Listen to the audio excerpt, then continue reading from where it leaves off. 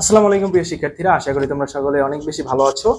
আজকে তোমাদের জন্য একটা গুরুত্বপূর্ণ এইচএসসির জন্য একটা খুবই গুরুত্বপূর্ণ একটা টপিক নিয়ে আসলাম, যেটাতে বেশিরভাগ শিক্ষার্থী এইচএসসি পরীক্ষার ক্ষেত্রে মানে যারা বই পড়ে তারা আর কি খুব ভীত হয়ে যায় যে এই টপিকটা আসলে। তোমার যারা কমার্সের শিক্ষার্থী আছে তারা মানে দীর্ঘদিন ধরে এই দুশ্চিন্তাটা ক্লাস 9-10 থেকে শুরু করে এইচএসসি তে, সেটা কি, সেটা হচ্ছে কুরিন। মানে বেশিরভাগই কুরিনটা নির্ণয় করতে পারে না। তো এর জন্যই তোমাদের জন্য একটা সলভ ক্লাস নিয়ে আসলাম। তো চলো আমরা দেখাই কিভাবে তোমরা খুব সহজেই কুরিন একটা প্যাসেজ থেকে মানে একটা তোমার কোশ্চেন থেকে কিভাবে খুব সহজেই কুরিনটা বের করতে পারো। যেমন দেখো এখানে ঢাকা বোর্ডের একটা কোশ্চেন দেওয়া আছে, সেটা কি, যে রেও মিলের কিছু অংশ দেওয়া আছে, যে প্রাপ্য হিসাব, অনাদায়ী পাওনা, অনাদায়ী পাওনা সঞ্চিতি, এরপরে সমন্বয়। তোমরা জানো যে একটা রেও মিলের অনেকগুলো ইনফরমেশন দেওয়া থাকে এবং নিচে সমন্বয় দেওয়া থাকে, যেগুলো রেও মিলের সাথে সমন্বয় করতে হয়।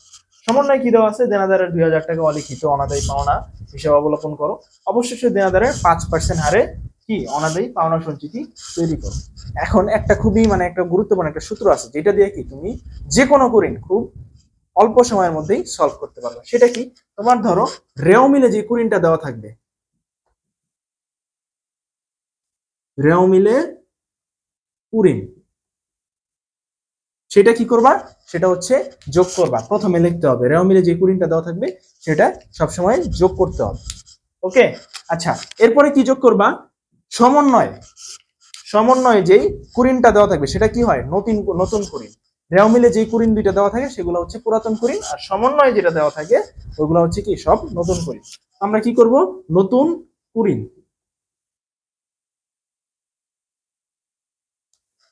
নতুন নতুন কুরিন, যেটা নতুন কুরিন দেওয়া থাকবে সমন্বয়। আরেকটা কি করব, আরেকটা যোগ করব হচ্ছে সেটাও সমন্বয়েই দেওয়া থাকবে, নতুন কুরিন সঞ্চিতি।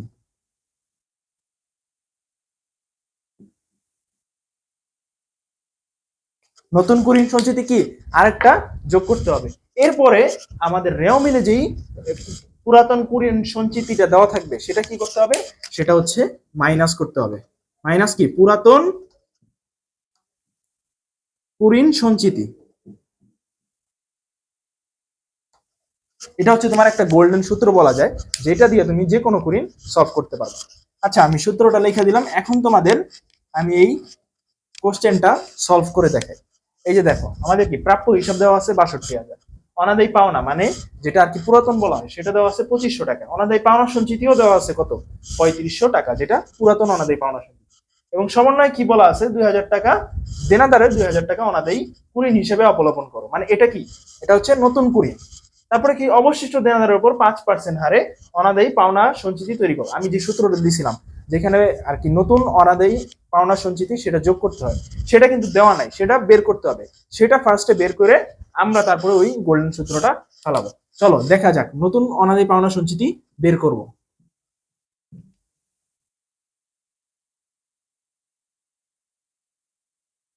নতুন অনাদায়ী পাওনা সঞ্চিতি সেটা কিভাবে বের করব। এই যে দেখো, বলা আছে অবশিষ্ট দেনাদারের উপরে, মানে প্রাপ্য হিসাব কত ছিল, 62,000 টাকা, যেটা যেটা দেনাদারের অপর নাম আর কি। সেটার মধ্যে 2,000 টাকা অলিখিত অনাদায়ী পাওনা সঞ্চিতি পাওনা হিসেবে অবলোকন করো। মানে এই 62,000 টাকার মধ্যে 2,000 টাকা অবলোকন করতে বলছে। তাহলে আমরা লিখি প্রাপ্য হিসাব কত, 62,000। আর এইখান থেকে কি করতে হবে, এই যে অবলোকন করতে বলছে 2,000 টাকা কুরিন হিসাবে, তো এটা আমরা লিখবো কুরিন কত, 2,000 টাকা। তাহলে কত হয়, 60,000 টাকা। এখন বলছে অবশিষ্ট দেনাদারের উপর 5% হারে অনাদায়ী পাওনা সঞ্চিতি তৈরি করো। এইখান থেকে 5%, 60,000-এর 5% হচ্ছে কি, নতুন অনাদায়ী পাওনা সঞ্চিতি। 60,000-এর 10% কত হয়, 6,000, এর 5% কত হবে, 3,000। এই 3,000 টাকায় কি আমাদের নতুন অনাদায়ী পাওনা সঞ্চিতি। এটা বের হয়ে গেছে। এখন তুমি ওই যে গোল্ডেন সূত্রটা যদি ফালায় দাও তাহলে দেখবা অ্যান্সার বের হয়ে যাবে। তাহলে কত বের হলো আমাদের নতুন অনাদায়ী পাওনা সঞ্চিতি, 3,000 টাকা। চলো এরপরে আমরা ওই সূত্রটা দিয়ে দেখি, একবারে খুব ইজিলি বের হয়ে যাবে। তো আমরা প্রথমে কি লিখবো, রেও মিলে দেওয়া কুরিন, রেও মিলের কুরিন কত টাকা, এই যে দেওয়া আছে দেখো, যে রেও মিলের কুরিন কত, 2500 টাকা। এরপরে তোমার সমন্বয়ে যে কুরিনটা দেওয়া থাকবে সেটা কি করতে হবে, সেটা যোগ করতে হবে। সমন্বয়ের মানে যেটাকে আমরা নতুন কুরিন বলবো, সমন্বয়ের কুরিনটাকে নতুন কুরিন। কত টাকা? 2000 টাকা। তাহলে কত হয়? 4500 টাকা। এখন এই সমন্বয়ে যে অনাদায়ী পাওনা সঞ্চিতি আমরা যেটা বের করছি, আমি বের করে দেখাইছি, 62,000 থেকে 2000 বাদ দিয়ে, কুরিনটা বাদ দিয়ে, এবং ওর 5% কত ছিল? 3000 টাকা। ওই 3000 টাকাটা হবে কি? যোগ করতে হবে নতুন কুরিন সঞ্চিতি হিসাবে। কত? 3000 টাকা। 3000 টাকা যোগ করলে কত হয়? 7500 টাকা।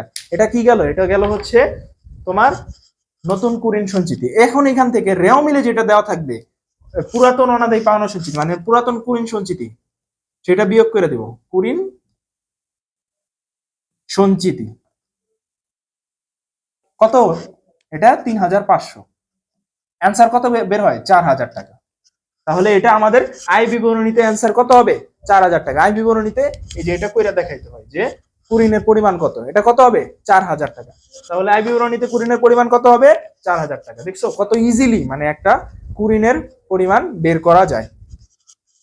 তো এইভাবে তোমরা যদি সলভ করো তাহলে যে কোনো পরীক্ষায় কুরিনে মানে তোমার আয় বিবরণীতে বা আর্থিক অবস্থার বিবরণীতে কুরিন বের করা খুব ইজি হয়ে যাবে। আচ্ছা, তোমাদের জন্য আমি আরেকটা দেখাইছি সেম ক্যাটাগরি। এটা দেখো, এটা আমি জাস্ট বুঝাই দিই যে এখানে বলছে কি যে প্রাপ্য হিসাব 45,000 টাকা, অনাদায়ী পাওনা সঞ্চিতি, এটা কি? এটা পুরাতন কুরিন। অনাদায়ী পাওনা সঞ্চিতি 2500 টাকা। এই প্রশ্নে কিন্তু পুরাতন কুরিনটা দেওয়া নাই, এখানে অনাদায়ী পাওনা সঞ্চিতি মানে পুরাতন পাওনা সঞ্চিতিটা দেওয়া আছে, কিন্তু কুরিনের পরিমাণটা কি দেওয়া নাই। সমন্বয় কি বলা আছে? ধারে বিক্রয় 5000 টাকা, প্রাপ্য হিসাবের 2000 টাকা আদায়যোগ্য নয়। এটা হচ্ছে কি মানে এটা হচ্ছে নতুন কুরিন। আর অবশিষ্ট প্রাপ্য হিসাবের উপর 10% অনাদায়ী পাওনা সঞ্চিতি ধরতে হবে, অনাদায়ী পাওনা সঞ্চিতি রাখতে হবে। এখানেও কিন্তু দেখবা যে তোমার পুরো নতুন অনাদায়ী পাওনা সঞ্চিতি কি দেওয়া নাই। এটা কিভাবে বের করবা? এই যে 5000, এই যে প্রাপ্য হিসাব কত? 45,000 টাকা। 45,000 টাকা। এখন এখান থেকে কি বলছে যে প্রাপ্য হিসাবে 2000 টাকা আদায়যোগ্য নয় মানে কুরিন। আচ্ছা, এখানে দেখো অলিখিত ধারে বিক্রয়। ধারে বিক্রয়টা কি মানে লেখা হয় না, বিক্রয় হয়েছে কিন্তু লেখা হয় না। তাহলে কি 5000 টাকা তো আগে যোগ করতে হবে তোমার। কত হয়? 50,000। এইখান থেকে এখন কি বলছে? 2000 টাকা আদায়যোগ্য না মানে 2000 টাকা তোমার আদায় করতে পারবে না, সেটা কি কুরিন বলা হয়। কত হয়? 2000 টাকা মাইনাস করলে 48,000 টাকা। এইখান থেকে বলছে অবশিষ্ট প্রাপ্য হিসাবের 10% কি অনাদায়ী পাওনা সঞ্চিতি রাখতে হবে। 10% কত হয়? অনাদায়ী পাওনা সঞ্চিতি তাহলে কত হবে? 10% এটার কত হয়? 10% করলে 10% করলে হয় 4800। একটা শূন্য কেটে দিবা জাস্ট, 4800 টাকা। 4800 টাকা কি তোমার অনাদায়ী পাওনা সঞ্চিতি হিসেবে, নতুন অনাদায়ী পাওনা সঞ্চিতি হিসেবে রাখতে হবে। এখন আয় বিবরণীতে কিভাবে দেখাবে এটা? আয় বিবরণীতে কিভাবে দেখাবা বলো? আমি তোমাদের আগেই বলছিলাম যে রেও মিলে যেটা দেওয়া থাকে কুরিন, সেটা যোগ করতে হয়, কিন্তু এইখানে রেও মিলে কুরিনটা কি দেওয়া নাই। তাইলে আমাদের কি করতে হবে? নতুন কুরিনটা আগে লিখতে হবে। নতুন কুরিনকে লিখতে হবে নতুন কুরিন। কত টাকা নতুন কুরিন? 2000 টাকা, কিন্তু দেওয়াই কিন্তু আছে যে নতুন কুরিন 2000 টাকা। আর কি নতুন কুরিন সঞ্চিতি কত? সঞ্চিতি এই যে 4800 টাকা যেটা আমরা বের করছি। কত বের করছি? 4800 টাকা। এখন এটা কি এই দুটো হচ্ছে যোগ করে দিব, কত হয়? 6800। এখন দেখো রেও মিলে কি দেওয়া আছে? পুরাতন অনাদায়ী পাওনা সঞ্চিতি। রেও মিলে পুরাতন কুরিনটা দেওয়া নাই, তাহলে এটা আমরা আগেই লিখতাম, কিন্তু এখানে দেওয়া নাই। কিন্তু দেওয়া আছে কি অনাদায়ী, পুরাতন অনাদায়ী পাওনা সঞ্চিতি। সেটা কি করতে হয়? বিয়োগ করতে হয় পুরাতনটা। পুরাতন কুরিন সঞ্চিতি সেটা কি বিয়োগ করতে হয়? কত টাকা? 2500 টাকা।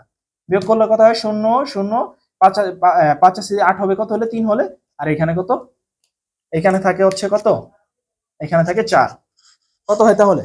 4300 টাকা। আয় বিবরণীতে তোমার কত দেখাইতে হবে? 4300 টাকা। আয় বিবরণীতে দেখাইতে হবে 4300 টাকা। তো এইভাবে তোমরা কি কুরিনের পরিমাণটা বের করবা, প্রত্যেকটা জায়গায় এইভাবে কুরিনের পরিমাণটা বের করবা। তোমরা যদি এই গোল্ডেন সূত্রটা ফালাও তাহলেই দেখবা সব জায়গায় কুরিনের ভয়টা তোমাদের দূর হয়ে যাবে। এই যে গোল্ডেন সূত্রটা, রেও মিলের কুরিনটা লিখবা, সেটা যোগ করবা।